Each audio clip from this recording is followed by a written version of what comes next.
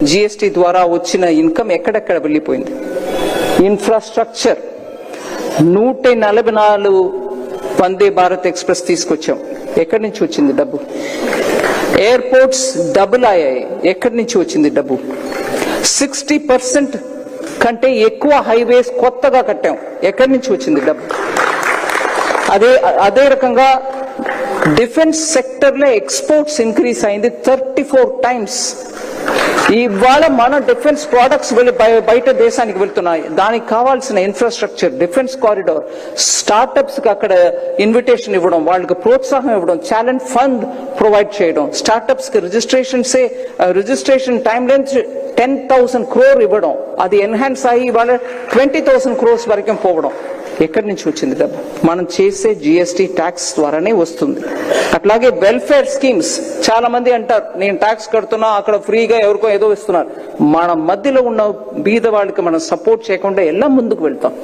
ప్రధాన మంత్రి గారు కమిట్మెంట్ దాంట్లో ఉంది కాబట్టి 90 times more increase in DBT transfer. అంత డిబిటీ కథ సెపరేట్ గా మనం చెప్పవచ్చు. 90% ఇంక్రీస్ అయిందని అంటున్నాం. యాక్చువల్లీ దగ్గర 3 లక్షల కోట్ల రూపాయలు మిగిలింది గవర్నమెంట్ కి. అంతమంది బోగస్ వాళ్ళందరినీ తీసేసాం.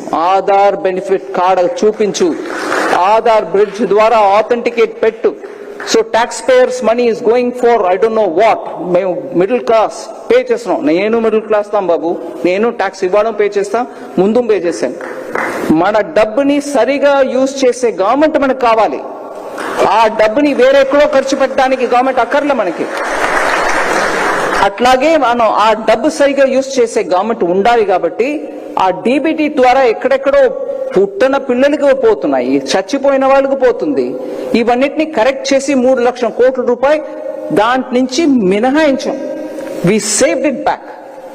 ఫ్రాడ్ అకౌంట్ కి వెళ్ళడాన్ని ఏ నాడు పిఎం గారు ఒప్పుకోరు, అందువల్ల అది మిగిలింది.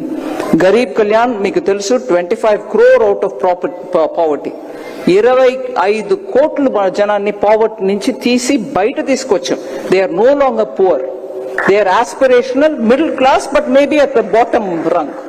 వాళ్ళకి కూడా మనం ఫెసిలిటీ చేసి ఇవ్వాలి. స్టార్టప్స్ మీకు తెలుసు, 350 ఉండే స్టార్టప్స్ ఇవాళ 1.5 lakh స్టార్టప్స్ ఈ దేశంలో ఉన్నారు. Visakhapatnam has very good number of startups who are doing excellent work. So ఒక్కసారి కంపేర్ చేసి చూస్తే ట్యాక్స్ టెర్రరిజం ఉండి 30% పైన ట్యాక్స్ కలెక్ట్ చేసే రెజీమ్ పోయి యూపీఏ ఇవాళ మీకు pro people lower tax second generation GST తీసుకొస్తున్నాం. సెకండ్ జనరేషన్ జిఎస్టీ తీసుకొస్తున్నాం జనాల్లో